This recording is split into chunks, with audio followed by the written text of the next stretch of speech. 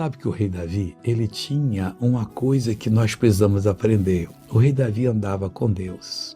Quando ele recebeu uma missão, ele ia fazer. Ele fez isso com Golias, ele fez isso com o leão, fez com o urso, fez com os exércitos do inimigo. Olha o que ele fala aqui com o inimigo. Salmo 18, 38. Atravessei-os de sorte que não se puderam levantar. É assim com o inimigo. Você tem que usar tanto poder de Deus, tanta autoridade, ainda que seja uma dorzinha assim. Você vai sair, que eu estou mandando agora, em nome de Jesus Cristo. Em seguida você crê. Mas se a dor continuar a crer, porque Deus já lhe ouviu.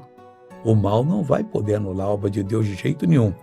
Aí ele diz mais assim, caíram debaixo dos meus pés. Quando se age em nome de Jesus, age na autoridade que o Senhor Deus dá ao cristão, o inimigo cai debaixo dos seus pés. Para quê? Para você esfregar a cara dele na lama e você ser a pessoa vitoriosa. Olha que testemunho lindo é este. Tá com o joelho duro, irmão, não queimou na perna, que agora minha perna tá até gelada. Como é que você andava com o joelho duro? Aí eu andava só mancando assim, de banda assim, agora eu já tô andando. Olha aí, pessoal. Olha que coisa linda, pessoal.